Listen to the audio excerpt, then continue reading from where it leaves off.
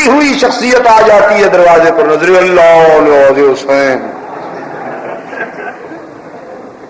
ویسے ہے بڑا ہوشیار، آپ کی جیب کو بھی خالی کر جاتا ہے اور اپنے فکر کی خدمت بھی کرتا رہتا ہے بہت ہوشیار. اس اجڑے ہوئے سنی سے تو بہرحال یہ ملنگ اور یہ گداگر جو ہے وہ بھی بہتر رہا. یہ بیچارہ سن ہو کے، سنی سن ہو کے اسے پتہ ہی نہیں. میں کہتا ہوں پرسنٹیج کیا ہوگی اس وقت سوسائٹی کی، معاشرے کی پرسنٹیج کیا ہوگی؟ کتنے لوگ ہیں اہل سنت میں سے جن کو یہ پتا ہو کہ رمضان مبارک کی 17 تاریخ کو حضرت عائشہ کا یوم وفات؟ پتا ہوگا کسی کو؟ احساس ہوگا؟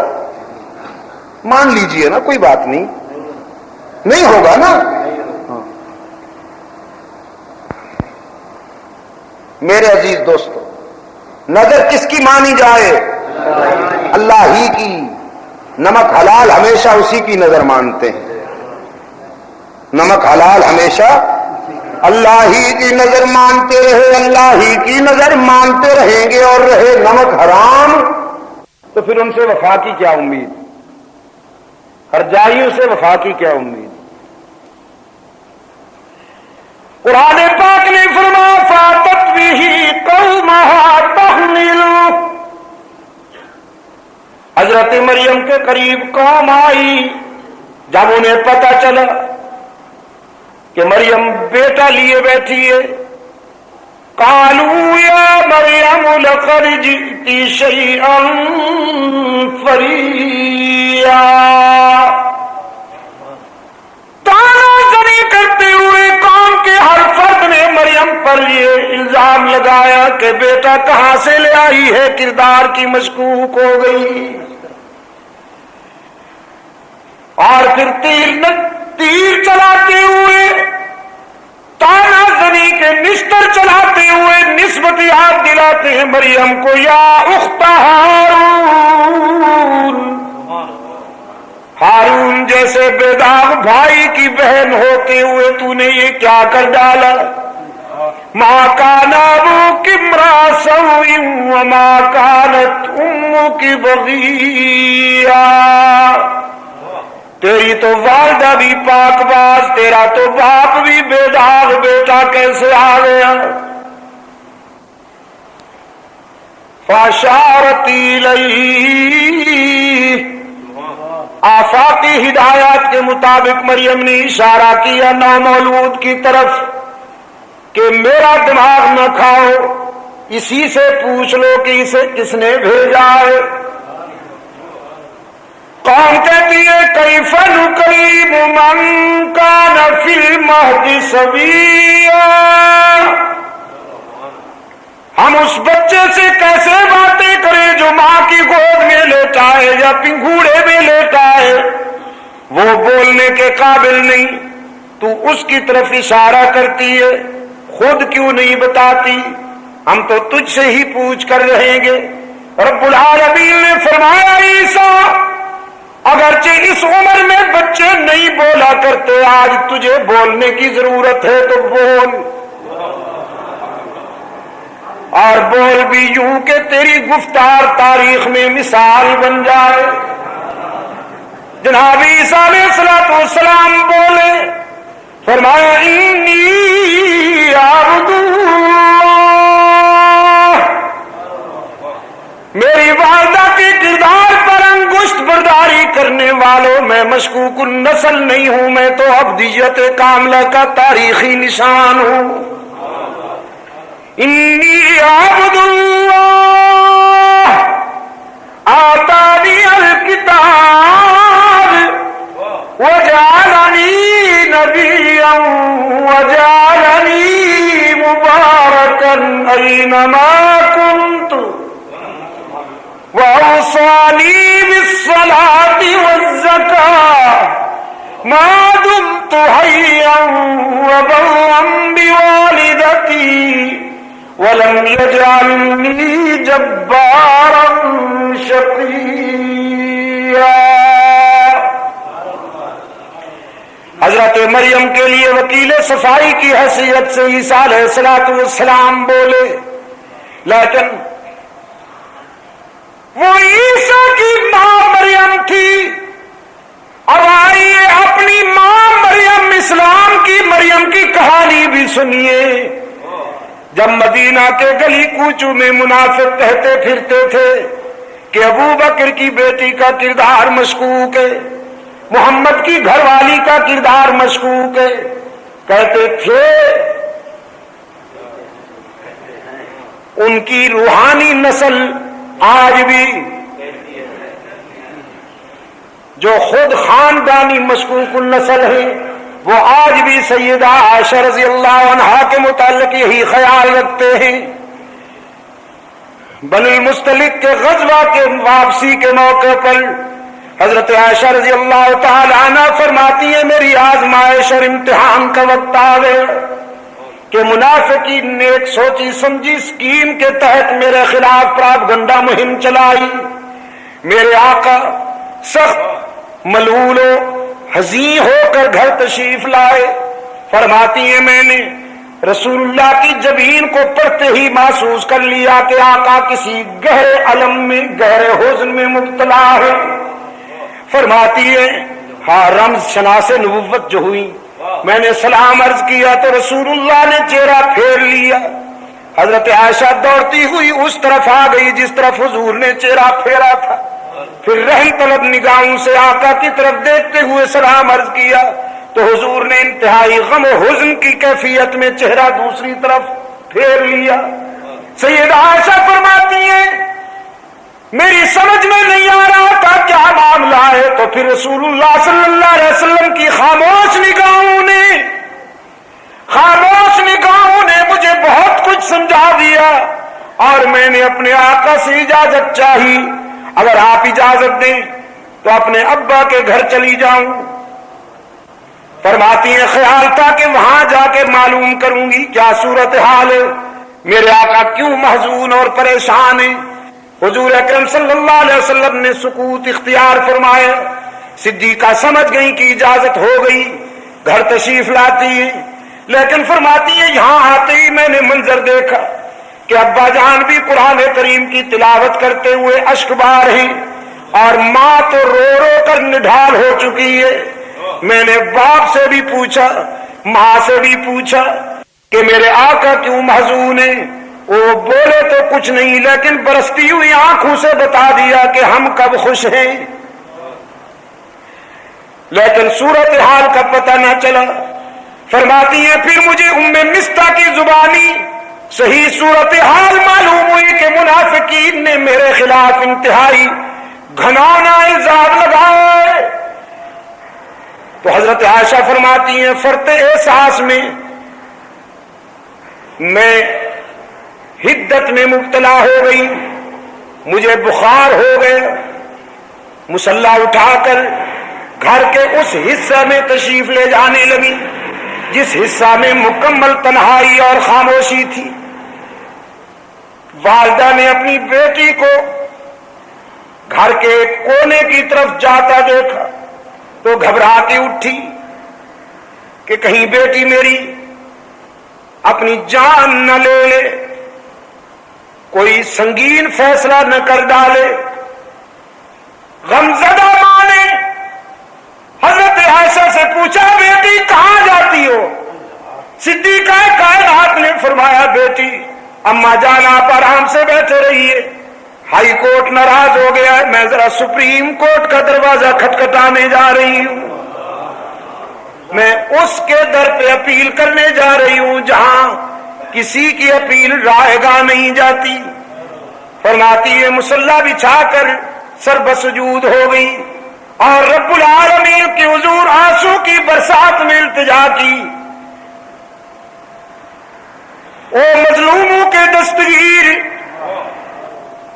او مجبوروں کے مشکل کشا, او کمزوروں کا ساتھ دینے والے داتا, تو نے یوسف پر لگائے جانے والے الزام کی صفائی کے لیے اعلان کیا, تو نے موسیٰ پر لگائے جانے والے الزام کی برات کا اہتمام کیا, تو نے مریم پر لگائے جانے والے الزام کی صفائی کا اہتمام کیا. تو پھر دیکھ آج تیرے محبوب کی حمیرہ بھی اشک بار آئی ہے، آج میں بھی روتی ہوئی تیرے در پہ حاضر ہوں، اور اس وقت تک سر نہیں اٹھاؤں گی جب تک میرے الزام کی برات کا اعلان نہ ہو جائے گا۔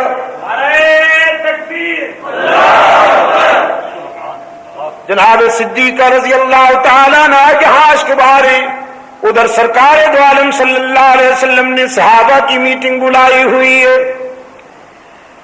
صحابہ کرام کے سامنے رحمت عالم صلی اللہ علیہ وسلم نے یہ مسئلہ رکھا، کیا کیا جائے، اس معاملے میں کیا کرنا چاہیے۔ صحابہ میں سے کسی میں جرأت گفتار ہی نہیں، ہر شخص فرط غم میں اشکبار ہے، سسکیوں کی آواز آ رہی ہے، کبھی کبھی کسی کی چیخ نکل جاتی ہے، وہ اپنی ماں کے غم میں فرط علم میں مبتلا ہے۔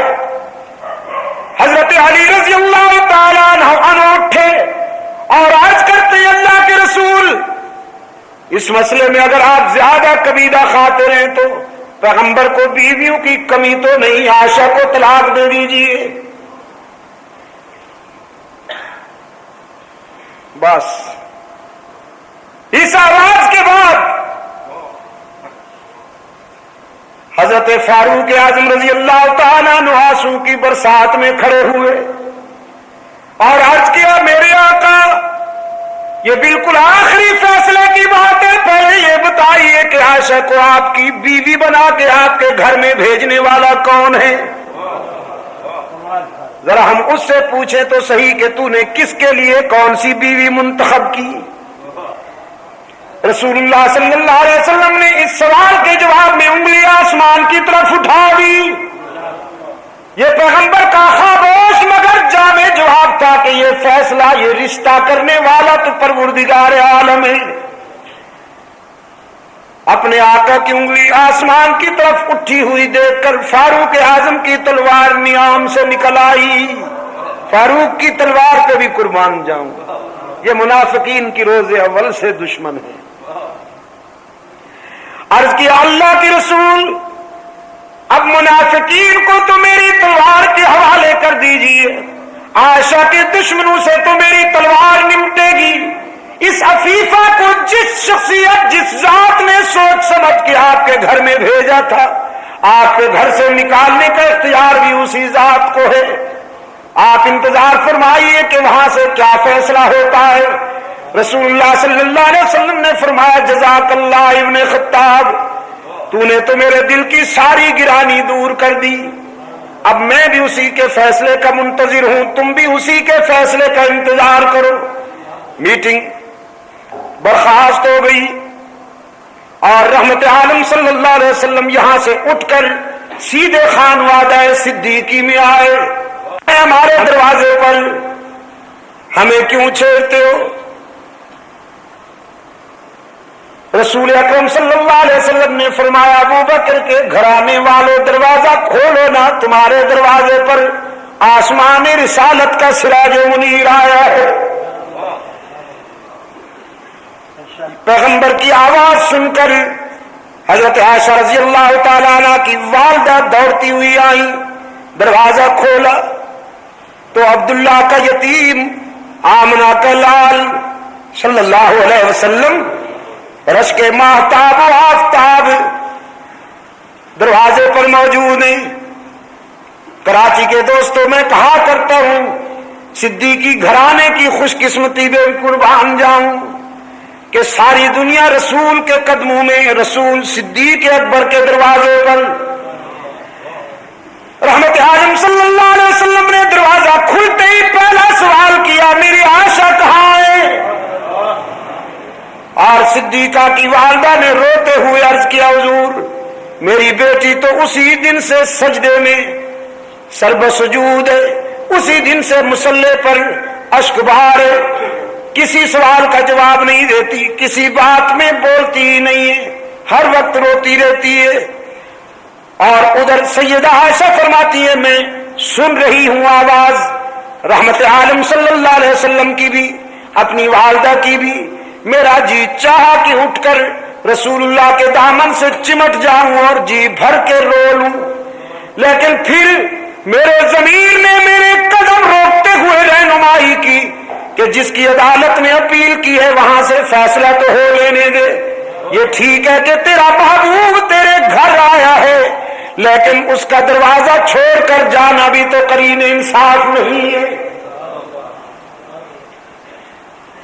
سرکار دو عالم صلی اللہ علیہ وسلم قریب آئے اور فرمایا حمیرہ کچھ بولنا چاہتی ہو تو بولو، تیری صفائی سننے کے لیے آیا ہوں.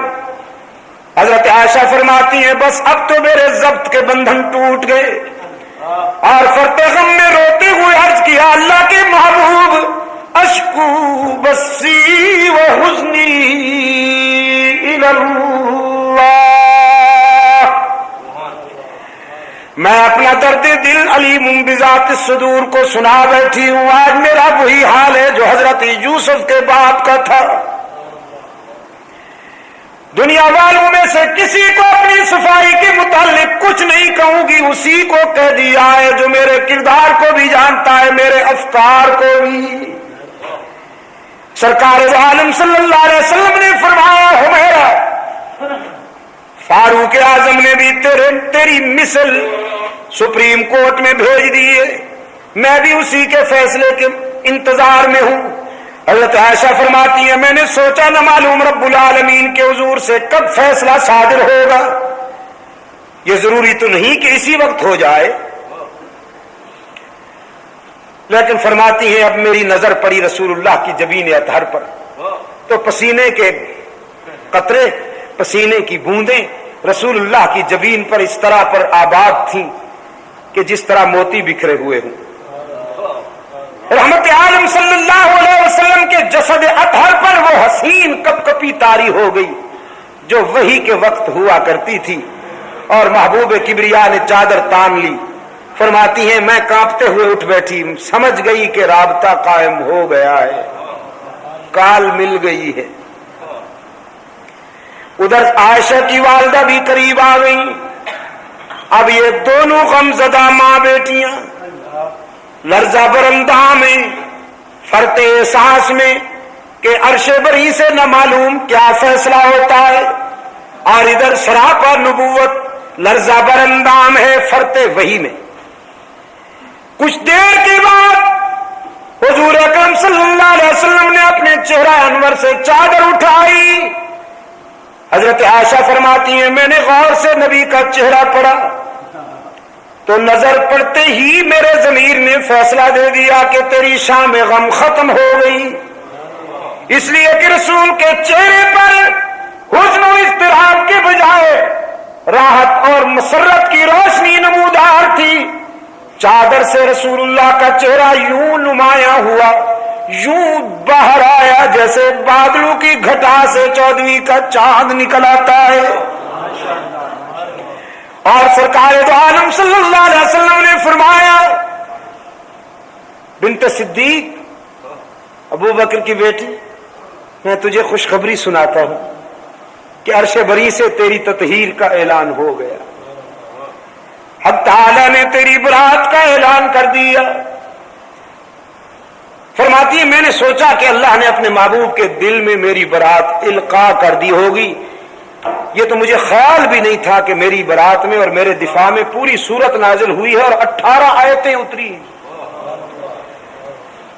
اب رسول اکرم صلی اللہ علیہ وسلم کی زبان پر قرآن کریم کی آیات مچلنے لگی. فرمایا الخبیثات للخبیثین والخبیثون للخبیثات والطیبات للطیبین والطیبون للطیبات. ناپاک عورتیں ناپاک مردوں کے لیے، بدبودار مرد بدبودار عورتوں کے لیے، پاک باز بیویاں پاک باز مردوں کے لیے، اور پاک باز مرد پاک باز عورتوں کے لیے. یہ جرح کے لہجے میں حق تعالی نے دنیا پر واضح کر دیا کہ جس نے عائشہ کی عظمت کا اندازہ کرنا ہو وہ عائشہ کے شوہر